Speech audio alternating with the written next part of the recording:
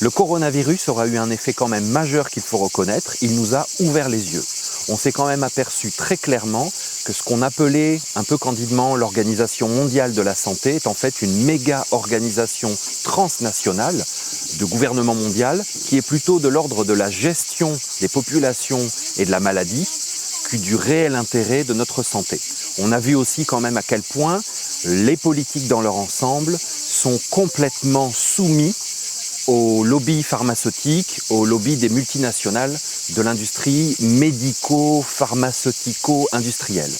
Et quand on prend un peu le temps de regarder ce qui se passe au niveau de la science, par exemple, on voit bien qu'elle est très largement impliquée dans le développement d'une agriculture de plus en plus industrielle, une diminution de la qualité de la nourriture. Et des gens comme Bill Gates en sont des exemples parfaits, puisqu'il est à la fois le plus grand propriétaire terrien de propriétés donc d'exploitation agricole, qui vont produire une nourriture industrielle dans laquelle la science est impliquée, et d'un autre côté, pour avoir les deux bouts de la chandelle, pour avoir un double bénéfice, dans l'industrie pharmaceutique qui va nous proposer des solutions, des pseudo-solutions aux problèmes de santé qui sont créés par ce mode de vie complètement hors sol et artificiel. Et c'est bien sûr pour ça que des géants, vous savez on parle des pays, mais des géants de l'agroalimentaire industrialo-pharmaceutique comme Monsanto et Bayer se sont associés il y a encore très peu de temps. Dès le début de tout ce processus, de cette pseudo-pandémie, de ce virus, de ces problématiques qui étaient largement exagérées, j'ai fait des vidéos sur ce sujet très très claires. On va mettre des liens dans la description, ça fait donc déjà 2 ans. Comment j'ai fait? C'est parce que depuis 30 ans, je suis le chemin de l'enseignement essénien que je pratique dans ma vie et j'ai donc développé une sensibilité de ces êtres, les Esséniens, qui à l'époque de Jésus le suivaient, parcouraient les chemins et qu'on appelait des thérapeutes. L'art des thérapeutes esséniens, c'est la médecine sacrée. La médecine sacrée, c'est replacer le sacré, le divin au centre du processus de guérison et de s'entourer de tout ce qui est de la nature, de la simplicité, de la beauté, des plantes, des minéraux, du monde animal aussi, de notre santé mentale, émotionnelle, intérieure, de notre vie intérieure. Si vous voulez connaître le secret des thérapies esséniennes, gardées depuis 2000 ans, alors je vous invite à me rejoindre en Grèce pour 2 semaines de formation exceptionnelle autour de la médecine sacrée, qui est la médecine originelle. En quoi la médecine sacrée peut nous aider à recouvrer la vue? Quand les laboratoires de recherche sont apparus, tu vois, un industriel de la chimie vient et lui dit on pourrait développer un produit parce que tu as découvert, je sais pas moi, que la varfarine fluidifiait le sang, tu vois, des substances comme ça, l'aspirine, on a découvert, donc on peut, alors à ce moment-là, on peut produire tel médicament. Est-ce que tu pourrais pas trouver une façon pour que ce médicament se conserve ou soit fabriqué à plus grande échelle ou soit applicable à un plus grand nombre de problématiques? Donc teste l'aspirine sur tant de personnes, dans telles conditions, sur telle pathologie, sous tel climat, avec telle contrainte de transport, de fabrication, pour réduction des coûts. Tu comprends, le cahier des charges a été en partie imposé par l'industrie pharmaceutique. Alors, par ailleurs, il y avait de la recherche fondamentale, il y en a toujours eu, mais même la recherche fondamentale, à partir du moment où un être a grandi, il a vécu, il vit dans un monde de production de l'industrie pharmaceutico-chimique, il va penser d'une certaine façon, il va penser ses remèdes, il va penser les solutions. Et donc, les problématiques qui vont être soulevées, il va chercher à les résoudre d'une certaine manière. Et ça, si tu veux, du point de vue essénien, c'est comme si quelqu'un s'emparait de notre œil et l'orientait d'une certaine façon. Alors, on trouve ça dans Le Seigneur des Anneaux, cette référence avec l'œil de Sauron. Lorsque l'œil de Sauron voit quelque chose, il peut attirer ses suivants sur la problématique qu'il regarde, mais aussi lorsqu'un de ses suivants voit quelque chose, ça on le voit aussi dans la matrice, lorsqu'un constituant de la matrice voit quelque chose, ça attire la matrice. Et ça, c'est vraiment des lois de la vie qui sont très anciennes et qui sont connues, et qui sont très bien montrées, je trouve, à travers ces exemples de l'œil de Sauron et puis du phénomène montré dans les films de Matrix, la matrice. Et on touche au cœur du sujet parce que cette fameuse cécité dont parlait Jésus, le fait qu'on ne voit pas, en fait, bien souvent, c'est que Tu sais, on a tous fait cette expérience où on était quelque part et puis on est là depuis un moment et tout d'un coup on voit quelque chose ou dans le paysage et en fait c'était là tout le temps mais on ne l'avait pas vu. Tu vois, cette capacité que nous avons à ne pas voir alors que nous voyons, c'est fondamental parce que c'est aussi valable à l'intérieur de nous. Tu as sûrement forcément fait cette expérience de tout d'un coup prendre conscience d'une chose dans ta vie ou dans une relation qui pourtant a toujours été là mais que tu ne l'avais jamais vue. Elle ne t'avait jamais dérangé ou tout simplement, littéralement, tu ne l'avais jamais perçue. C'est très troublant. Eh bien, tu sais, les scientifiques, les gens qui bossent dans l'industrie pharmaceutique, au ministère de la Santé, à l'OMS, tout ça, eh bien, ils sont comme nous. Ce sont des humains comme nous. Et donc, ils voient midi à leur porte. Hein, ils voient les choses selon leurs propres critères, leur propre formation, leur éducation, leurs œillères. Il ne faut pas forcément accuser les gens de méchanceté ou de calcul et d'intérêt. C'est un peu la limite du complotisme, c'est que les humains, ils sont aussi bêtes que nous. Hein, on est tous dans nos propres limites. Il ne faut pas penser que parce qu'on bosse à l'OMS, on est vraiment le pire des machiavéliques. Non, des fois c'est simplement parce qu'on y croit, mais on voit les choses selon son propre intérêt. Et c'est vrai qu'on a des intérêts, je pense qu'on est un professeur de médecine, c'est vrai que c'est plus facile, dès qu'on est à la retraite, de faire des vidéos qui dénoncent les réalités du terrain. C'est plus facile quand on est à la retraite d'oser dire les choses parce qu'on a moins d'intérêt, parce qu'on est soulagé de la pression financière. C'est vrai, il n'y a pas à jeter la pierre, c'est la réalité. Je pense que quand on est un jeune médecin, il faut avoir une sacrée paire pour oser dire les choses quitte à perdre son boulot. Franchement, c'est plus dur, c'est vrai. La cécité, la médecine sacrée pour moi, si tu veux, c'est que l'objectif premier, c'est que l'on soit patient ou thérapeute, on doit récupérer notre capacité à percevoir les choses telles qu'elles sont et à se débarrasser des pots de saucisson qu'on a devant les yeux, qui viennent aussi de nous-mêmes, pas simplement de Big Pharma et de la propagande médiatique et gouvernementale, aussi de nous-mêmes, de nos peurs, de nos intérêts, de nos doutes, de nos croyances. Il y a tout ce travail à faire pour comme détoxifier, on parle beaucoup de détox, il faut détoxifier notre regard sur la vie, sur ce qu'est vraiment la santé et la maladie. Je trouve que c'est un mouvement fondamental et pour ça, il ne suffit pas de manger cru ou de pratiquer l'alimentation vivante. C'est des processus plus subtils et plus profonds et c'est ça qui nous intéresse en médecine sacrée. Est-ce qu'on est en train de vivre une sorte d'apocalypse, sachant qu'en grec ancien ça signifie révélation? Est-ce que tout ce coronacircus planétaire serait cet apocalypse qui pourrait ouvrir les yeux aux hommes?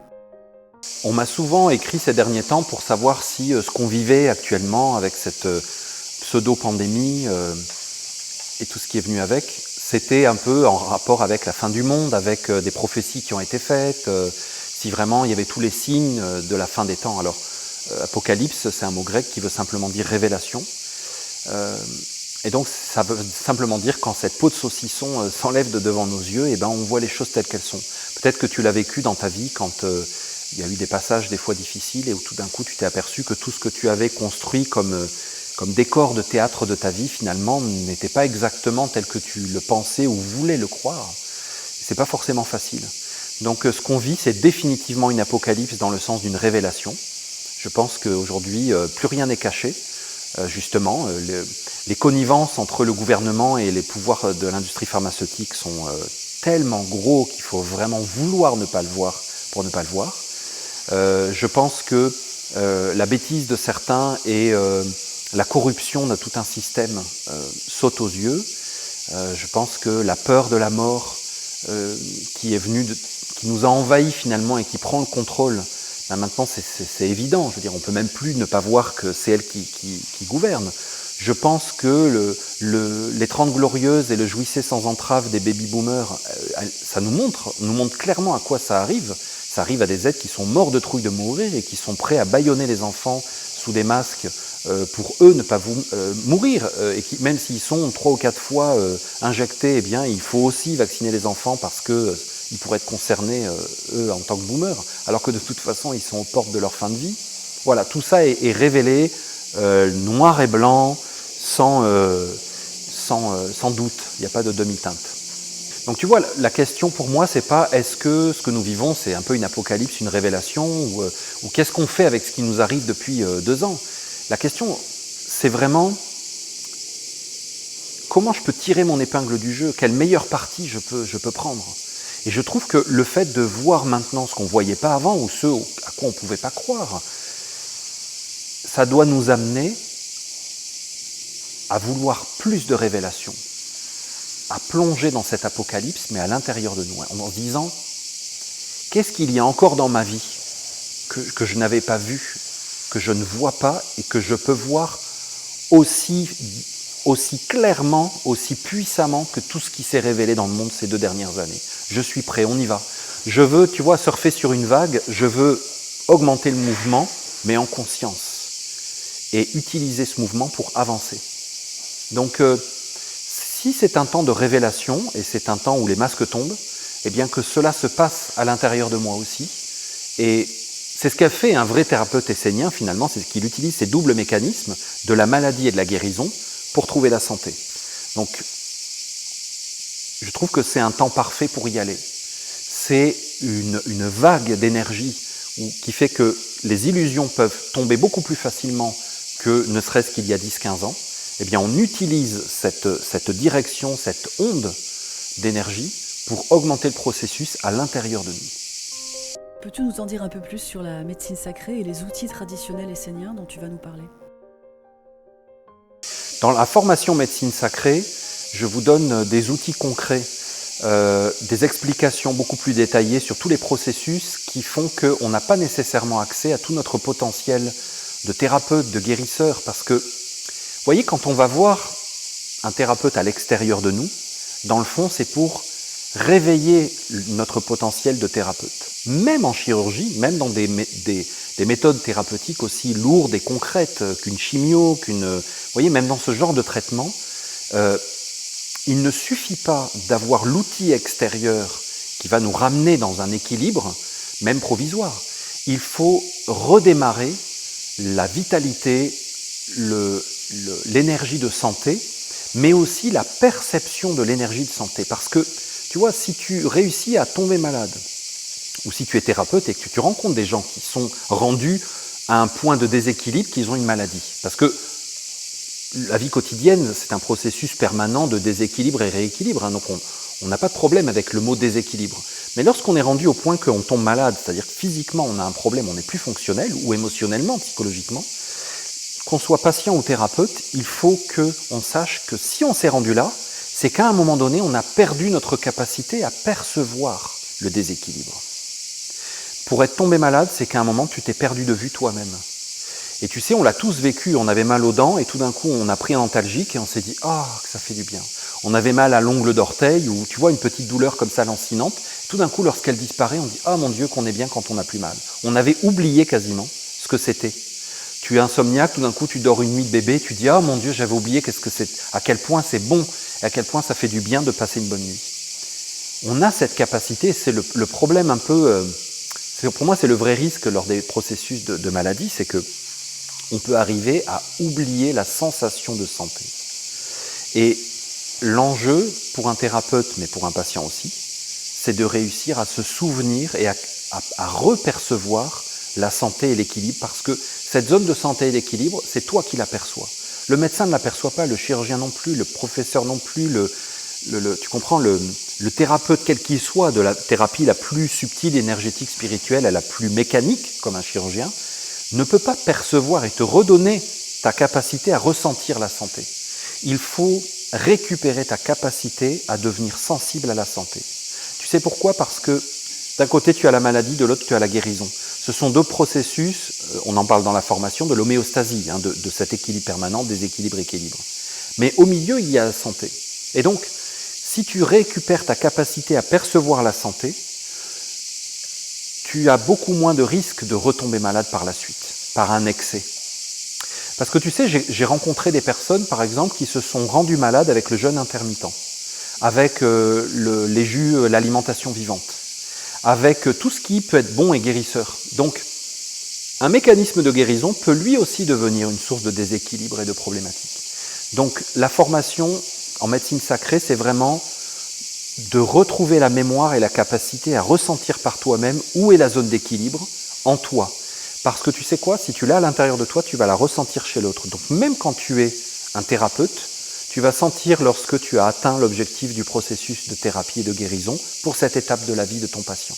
Et lorsque tu es toi-même un patient ou que tu es toi-même en auto-traitement, tu vas sentir lorsque tu as atteint ta zone d'équilibre et que attention, tu risques d'en faire trop avec ta méthode thérapeutique, comme le jeûne intermittent par exemple, qui est une super méthode, mais j'ai vraiment vu des gens se rendre malades avec parce qu'ils ont dépassé leur zone de santé, ils n'étaient plus à l'écoute d'eux-mêmes et ils se sont rendus malades.